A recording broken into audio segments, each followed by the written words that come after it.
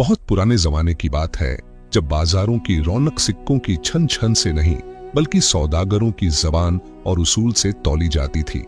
समुद्रों पर पाल वाले जहाज चलते थे और हवाओं के मिजाज के साथ ही तिजारत की तकदीर भी बदल जाया करती थी। दक्षिणी इलाकों में पहाड़ियों और नम हवा के बीच बसा एक पुराना शहर था, जहां इबादत गाहों में सुगंध जलती थी और महलों में रातें महक से पहचानी जाती थीं।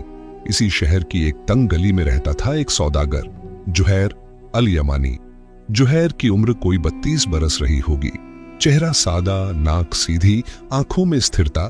उसके चलने में जल्दबाजी नहीं थी और बोलने में दिखावा नहीं। लोग कहते थे, यह आदमी चीजों की फितरत पहचानता है मगर इंसानों को नहीं। उसका पेशा आम नहीं था। वह मसाले या कपड़े नहीं बेचता था, वह बेचता था सुगंध, लेकिन फूलों की नहीं, मोम की ईंटों की। ये ईंटें साधारण मोम से नहीं बनती थीं। इनमें जड़ी बूटियों का अर्क, पेड़ों की राल और दूर दराज के इलाकों से लाई गई खुशबूदार गोंद मिलाई जाती थी। सही वक्त पर जलाई जाए तो एक ईंट आधी रात तक महक देती, गलत ढंग से रखी जाए तो सारी सुगंध मर जाती। इसीलिए इनकी कीमत सोने से भी ऊपर मानी जाती थी, खास तौर पर उन शहरों में जहां इबादत, रस्में और मेहमान नवाजी सुगंध के बिना अधूरी समझी जाती थी। जुहैर ईमानदार था। वह हर सौदे में साफ कहता, यह ईंट इतनी देर महकेगी, इससे ज्यादा नहीं। इसे ऐसे जलाना वरना बेकार हो जाएगी। इसी सच्चाई ने उसे थोड़ी सी पूंजी और अच्छी इज्जत दिलाई थी। एक शाम वह बंदरगाह के पास बैठा हिसाब लगा रहा था। सूरज डूबने को था और जहाजों के मस्तूल हवा में धीमे धीमे हिल रहे थे। उसी वक्त 2 मुसाफिरों की बात उसके कानों में पड़ी। उत्तर के शहर नूराबाद में सुगंधित मोम की ईंटें हाथों हाथ बिकती हैं। कहते हैं वहां की रातें बिना खुशबू के काटी नहीं जाती। जुहैर का हाथ रुक गया। उसकी नजरें दूर समुंदर पर टिक गईं। नूराबाद एक बड़ा शहर, कानून का दावा करने वाला मगर चालाकियों से भरा। वह पूरी रात सो न सका। कभी मोम की ईंटों का ख्याल आता, कभी अपनी छोटी सी पूंजी का। 3 दिन बाद उसने फैसला कर लिया। उसने अपनी जमा पूंजी लगाई, कुछ उधार लिया और सबसे उम्दा किस्म की सुगंधित मोम की ईंटें तैयार करवाईं। हर ईंट पर उसने खुद निशान लगाया ताकि पहचान रहे। जब आखिरी ईंट भी जहाज में रखी गई तो जुहैर ने गहरी सांस ली। या रब, उसने धीमे से कहा, नियत साफ है, बाकी तेरे हाथ। सफर आसान नहीं था। दिन में धूप मोम को नरम करने लगती, रात में नमी उसे नुकसान पहुंचा सकती थी। जुहैर हर पहर जहाज के नीचे उतरता, ईंटों को जांचता, हवा का रास्ता देखता। कई बार नाविक बुदबुदाते, इतनी मेहनत मोम के लिए? जुहैर सिर्फ मुस्कुरा देता।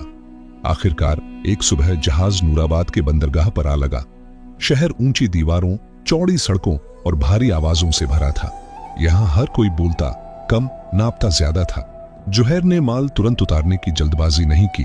वह जानता था अनजान शहर में जल्दबाजी अक्सर महंगी पड़ती है। उसने तय किया, पहले हालात देखे जाएं। उसी शाम शहर के एक नामी व्यापारी तक खबर पहुंची, एक परदेसी आया है सुगंधित मोम की ईंटें लेकर, और लगता है माल बढ़िया है। उस व्यापारी का नाम था सलमान अल हफीज। सलमान बाहर से नेक, भीतर से तेज दिमाग। वह जानता था अगर जुहैर ने बाजार में सही दाम पा लिए तो उसकी अपनी दुकानें सूनी हो जाएंगी। उसने हल्की मुस्कान के साथ कहा, देखते हैं परदेसी कितनी देर टिकता है। उसी रात नूराबाद की हवा में अचानक एक जानी पहचानी सुगंध घुलने लगी। जुहैर अपने तंबू में बैठा चौंक गया। उसकी नाक ने गवाही दी, यह वही मोम था, उसकी ईंटों की खुशबू। वह बाहर निकला। पास ही एक अलाव जल रहा था और उसमें सुगंधित मोम की ईंटें पिघल रही थीं। जुहैर का दिल बैठ गया। यह क्या? इसे ऐसे जलाया जा रहा है? वह आगे बढ़ा और वहीं से किस्मत की असली परीक्षा शुरू हुई। नूराबाद की रात गहरी थी, लेकिन जुहैर अल यमानी की आंखों में नींद नहीं थी। अलाव में पिघलती मोम की ईंटों से उठती सुगंध ने उसके दिल में अजीब सा डर बैठा दिया था। वह अलाव के पास पहुंचा। एक आदमी डीली सी चोगा पहने आग के पास बैठा था, चेहरे पर लापरवाही, आंखों में बेफिक्री। जुहैर ने संयम से पूछा, भाई ये मोम कहां से मिला? आदमी हंसा, यहीं से। नूराबाद में इससे सस्ती चीज और क्या होगी? रात में ठंड बढ़ जाए तो इसी से आग जला लेते हैं। जुहैर के गले में कुछ अटक गया। क्या इसे लोग जलाने के लिए खरीदते हैं? और किस लिए? आदमी ने कंधे उचका दिए। जुहैर चुपचाप वापस लौटा। उसका दिमाग सवालों से भर गया था। अगर यहां सचमुच मोम की कोई कदर नहीं तो मैंने अपनी सारी पूंजी किस पर लगा दी? सुबह होते ही वह बाजार की ओर निकल पड़ा। नूराबाद का बाजार एक भूल भुलैया था। दुकानें सजी थीं, मगर मुस्कानें नखली। हर सौदागर की नजर सामने वाले के नफे नुकसान पर थी। यहां कोई सीधे दाम नहीं बताता था। पहले आदमी को तौला जाता था, फिर माल को। जुहैर ने 3 दुकानों पर मोम की ईंटों का जिक्र किया। पहली दुकान पर जवाब मिला, अरे ये तो बेकार माल है। दूसरी पर, इसे कौन खरीदेगा, खुशबू तो धुएं में उड़ जाती है। तीसरी पर दुकानदार ने हंसते हुए कहा, अगर आप इसे मुझे दे दें तो मैं ईंधन के दाम दे सकता हूं। जुहैर के हाथ कांपने लगे। उसी वक्त पीछे से एक सधी हुई आवाज आई, परदेसी माल को ऐसे नहीं परखा जाता। जुहैर पलटा। सामने एक आदमी खड़ा था। साफ कपड़े, करीने से बंधी दाढ़ी और आंखों में अजीब सी चमक। मैं सलमान अल हफीज हूं, उसने परिचय दिया। इस शहर में सुगंध का काम मेरे बिना पूरा नहीं होता। उसने मोम की ईंट उठाई, सूंघी और सिर हिलाया। माल अच्छा है, उसने कहा, मगर नूराबाद इसके लिए तैयार नहीं। जुहैर ने बेसाख्ता पूछ लिया, तैयार नहीं या तैयार नहीं रहने दिया गया? सलमान हल्का सा मुस्कुराया। बाजार की अपनी समझ होती है, उसने कहा, कभी कभी चीज अच्छी होकर भी नहीं चलती। सलमान ने जुहैर को पास की छांव में बैठने का इशारा किया। देखिए, उसने धीमी आवाज में कहा, आप बाहर के आदमी हैं, यहां की हवा आपके लिए सख्त है। जुहैर खामोश रहा। मैं चाहता हूं कि आपका नुकसान न हो, सलमान बोला।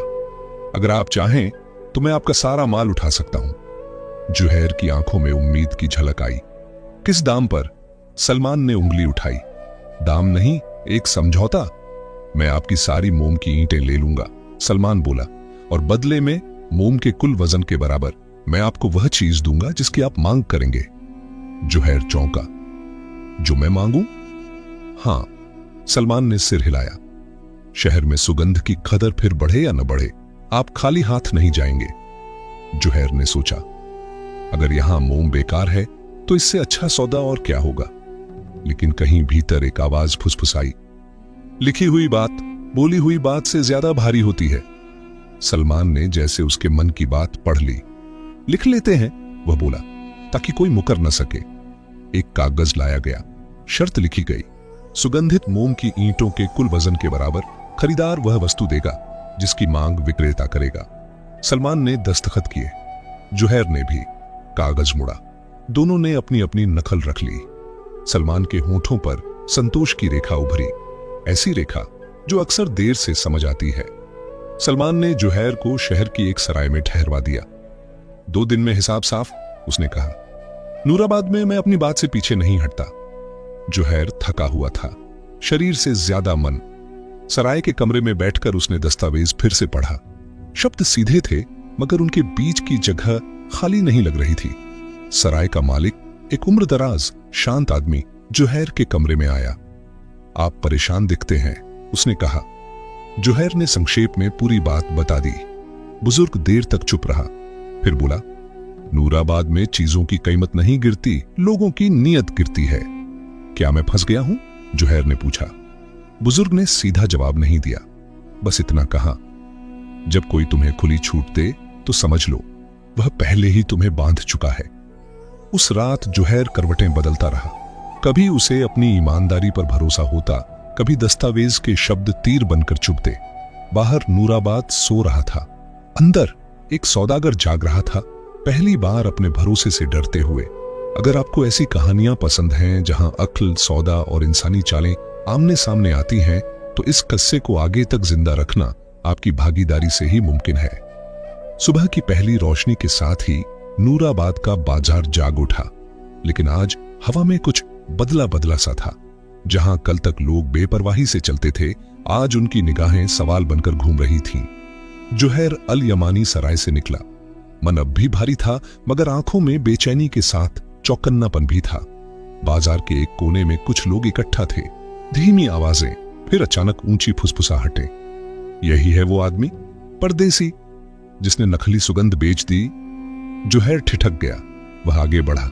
मुझसे कहिए, उसने कहा, अगर कोई शिकायत है। भीड़ में से एक दुबला पतला आदमी निकला, चेहरे पर बनावटी गुस्सा। उसका नाम था रईस।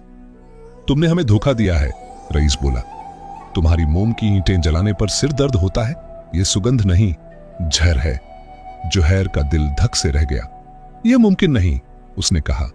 अगर ईंटें सही ढंग से जलाई जाए। बस, रईस चिल्लाया, अब हमें मत सिखाओ।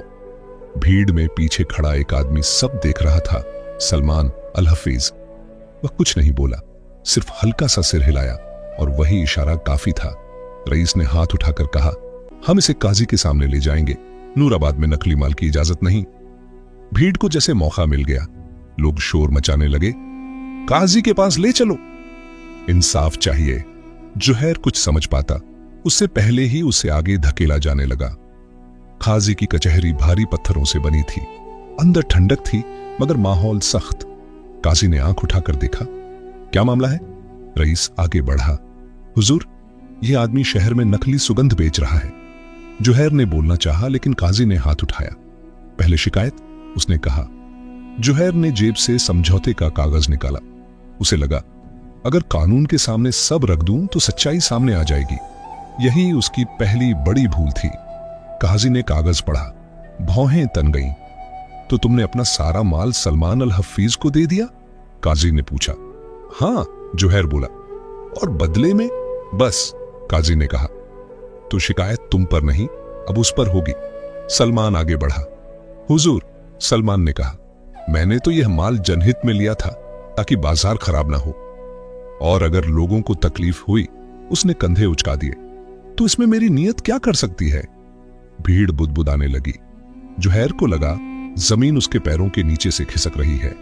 अचानक रईस बोला, हुजूर, सिर्फ नकली माल ही नहीं, इस आदमी ने बाजार में अफवाह फैलाई कि नूराबाद की सुगंध नकली है। यह सरासर झूठ था। जुहैर ने तेजी से कहा, मैंने ऐसा कुछ नहीं कहा। काजी ने ठंडी नजर से देखा। गवाह हैं? जुहैर चुप रह गया। उसी वक्त पीछे से एक भारी आवाज आई, हुजूर, अगर इजाजत हो। सबने पलटकर देखा। वही सराय का मालिक, हकीम बुजुर्ग।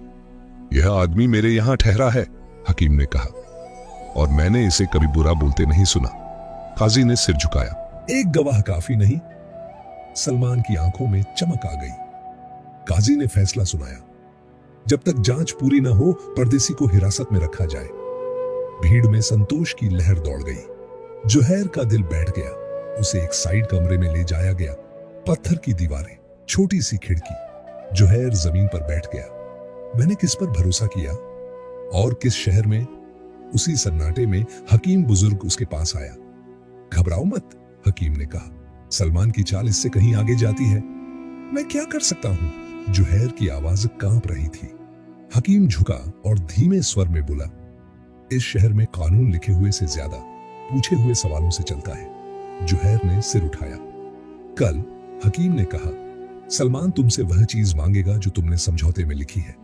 और वही पल उसने आंखों में देखते हुए कहा, तुम्हारा इम्तिहान होगा। जुहैर पहली बार मुस्कुराया, बहुत हल्की सी। उसे समझ आ गया था, अब जवाब देने का वक्त आने वाला है। रात नूराबाद पर उतर चुकी थी। काजी की कचहरी के पीछे बने उस छोटे से कमरे में जुहैर अल यमानी बैठा था। दीवारें ठंडी थीं, मगर उसका दिमाग जल रहा था। बार बार उसकी नजर कागज पर जाती, वही समझौता, सीधे शब्द, साफ स्याही। लेकिन अब उसे साफ दिख रहा था कि शब्दों के बीच भी जाल बुना जा सकता है। हकीम बुजुर्ग चुपचाप सामने बैठा था। उसने दिए की लौ को देखा और बोला, बेटा, ठग झूठ नहीं बोलते, वे सच को अधूरा छोड़ देते हैं। जुहैर ने कागज उसकी ओर बढ़ाया। इसमें तो सब साफ लिखा है, उसने कहा। मैं जो मांगूंगा उसके वजन के बराबर वह देगा। हकीम हल्का सा मुस्कुराया। यही तो उसकी भूल है, उसने कहा। वह समझता है कि मांग हमेशा आसान होगी। याद रखो, हकीम ने धीमे स्वर में कहा, तुम्हें कोई चीज नहीं मांगनी, तुम्हें एक सवाल मांगना है। जुहैर ने चौंक कर देखा। सवाल? हाँ, हकीम बोला, ऐसा सवाल जिसका जवाब तौल में नहीं आ सकता। जुहैर देर तक चुप रहा। फिर उसकी आंखों में एक ठहराव आया, जैसे बिखरी सोच एक जगह सिमट गई हो। अगर वह न दे सका, जुहैर बोला, तो समझौता तुम्हें छोड़ देगा, हकीम ने कहा, और कानून उसके गले पड़ेगा। अगली सुबह नूराबाद में अजीब सी हलचल थी। खबर फैल चुकी थी, परदेसी सौदागर और सलमान अल हफीज का फैसला आज होगा। कचहरी में भीड़ जमा हो गई। कोई तमाशा देखने आया था, कोई दुआ करने। जुहैर को लाया गया। उसका चेहरा शांत था, न डर न गुस्सा। सलमान अल हफीज पहले से मौजूद था, चेहरे पर वही पुरानी आत्मविश्वास भरी मुस्कान। काजी ने कागज उठाया। समझौता साफ है, उसने कहा। अब बताया जाए विक्रेता क्या मांगता है। सबकी निगाहें जुहैर पर टिक गई। सलमान ने हल्की सी हंसी के साथ कहा, जो भी मांगेंगे मैं देने को तैयार हूं। जुहैर ने एक कदम आगे बढ़ाया। हुजूर, उसने कहा, मैं कोई चीज नहीं मांगता। भीड़ में खुसर पुसर शुरू हो गई। मैं मांगता हूं मोम की उन ईंटों की सुगंध जिनका वजन मैंने आपको दिया है। सन्नाटा छा गया। सलमान की मुस्कान थम गई। सुगंध? काजी ने पूछा। हां, जुहैर ने शांत स्वर में कहा, बिना जलाए बिना पिघलाए, सिर्फ सुगंध, और उतनी ही मात्रा में जितना मोम का कुल वजन था। सलमान ने हंसने की कोशिश की। यह तो मजाक है। जुहैर ने तुरंत कहा, हुजूर, समझौते में यह नहीं लिखा कि मांगी गई चीज ठोस होगी या दिखाई देगी। काजी ने दोबारा कागज देखा। सलमान का चेहरा पीला पड़ने लगा। सुगंध तौली नहीं जा सकती, सलमान बोला। तो फिर? जुहैर ने धीरे से कहा, मोम का वजन लिखते वक्त आपने यह क्यों नहीं जोड़ा कि सुगंध अलग चीज है। काजी ने लाठी जमीन पर मारी।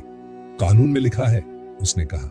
जो लिखा गया वही माना जाएगा, जो न लिखा गया उसकी जिम्मेदारी लिखने वाले की होती है। सलमान की जबान सूख गई। हकीम बुजुर्ग आगे बढ़ा। हुजूर, उसने कहा, इस आदमी ने जानबूझकर बाजार में अफवाह फैलाई कि मोम बेकार है ताकि कीमत गिर जाए। काजी ने सलमान की ओर देखा। क्या इसका जवाब है? सलमान कुछ न बोल सका। अगर आप ऐसी कहानियां सुनना चाहते हैं जहां लिखे हुए शब्द अक्ल के सवालों से हार जाते हैं, तो इस किस्से को आगे बढ़ाना आपकी मौजूदगी से ही मुमकिन है। सलमान ने घबराकर कहा, मैं समझौता रद्द करना चाहता हूं। काजी की आवाज सख्त हो गई। समझौता तब रद्द होता है जब दोनों पक्ष चाहें। अब भीड़ की नजरें बदल चुकी थीं। जहां पहले शक था, अब सवाल थे। काजी ने ऐलान किया, अंतिम फैसला कल होगा। आज के लिए सलमान अल हफीज को नजरबंद किया जाता है। भीड़ में हलचल मच गई। जुहैर ने आंखें बंद की। उसने महसूस किया, यह जीत नहीं, बस शुरुआत है। जुहैर की वापसी और कस्से की सीख। नूराबाद की सुबह कुछ अलग थी। हवा में वही पुरानी सुगंध थी, लेकिन आज वह जलन नहीं, सुकून दे रही थी। कचहरी के दरवाजे खुल चुके थे। भीड़ पहले से ज्यादा थी। आज तमाशा नहीं, फैसला होना था। जुहैर अल यमानी शांत खड़ा था। उसके चेहरे पर न जीत की अकड़ थी, न हार का डर। दूसरी ओर सलमान अल हफीज की आंखों में बेचैनी साफ झलक रही थी। वह अब मुस्कुरा नहीं रहा था। काजी ने सभा को देखा और कहा, आज बात साफ होगी। कोई चाल, कोई आधा सच नहीं। उसने सलमान की ओर रुख किया। क्या तुम जुहैर की मांग पूरी कर सकते हो? सलमान ने सूखे गले से जवाब दिया, नहीं। क्यों? काजी ने पूछा। क्योंकि सुगंध को तौला नहीं जा सकता, सलमान ने कहा। काजी ने सिर हिलाया। यही बात उसने ऊंची आवाज में कहा। समझौता लिखते समय क्यों नहीं सोची गई? काजी ने अगले गवाह बुलाए। एक एक कर बाजार के लोग सामने आए। किसी ने बताया, सलमान के आदमी रात में मोम जलाते थे ताकि लगे कि यह बेकार है। किसी ने कहा, हमें डराया गया कि अगर हमने ये मोम खरीदा तो दुकानें बंद कर दी जाएंगी। सलमान की गर्दन झुकती चली गई। काजी खड़ा हुआ। सलमान अल हफीज, उसने कहा, तुमने समझौते का गलत फायदा उठाया, बाजार में अफवाह फैलाई और एक परदेसी सौदागर को नुकसान पहुंचाने की कोशिश की। सभा में सन्नाटा छा गया। इसलिए काजी ने फैसला सुनाया। समझौता अमान्य घोषित किया जाता है। जुहैर अल यमानी को उसका पूरा माल वापस मिलेगा और नुकसान की भरपाई के रूप में सलमान की संपत्ति का एक बड़ा हिस्सा जुहैर को दिया जाएगा। साथ ही सलमान को शहर से निकाला जाएगा। भीड़ में हलचल मच गई, लेकिन अब वह हलचल शोर की नहीं, रजामंदी की थी। जुहैर ने आंखें बंद कर लीं। उसके होंठों से बस एक ही जुमला निकला, शुक्र है। हकीम बुजुर्ग उसके पास आया। उसके कंधे पर हाथ रखा। देखा, उसने कहा, अकल की सुगंध आग से ज्यादा दूर तक जाती है। कुछ ही दिनों में नूराबाद का बाजार बदल गया। जहां पहले सुगंध को शक की नजर से देखा जाता था, अब उसी मोम की ईंटों की कदर होने लगी। जुहैर ने अपना माल सही दामों में बेचा, लेकिन उसने शहर में दुकान नहीं खोली। लोगों ने पूछा, यहीं क्यों नहीं बस जाते? जुहैर मुस्कुराया। मैं सौदागर हूं, उसने कहा। जहां इंसाफ मिले वहां रुकना अच्छा लगता है, लेकिन मेरा रास्ता आगे है। एक सुबह वह नूराबाद से रवाना हुआ। जहाज धीरे धीरे बंदरगाह से दूर गया। हवा में हल्की सी सुगंध तैर रही थी, वही मोम की, लेकिन अब उसमें धोखे की आग नहीं थी। सिर्फ एक सबक था, कस्से की सीख लिखी हुई बात से ज्यादा लिखी न गई बात खतरनाक होती है। हर सौदा चीजों का नहीं, अकल का होता है, और ईमानदारी अगर सवाल बन जाए तो सबसे बड़े ठग को भी घेर लेती है। अगर यह किस्सा आपको पसंद आया तो सब्सक्राइब करना ना भूलें। अगली कहानी शायद आपकी ही जिंदगी से मिलती जुलती हो।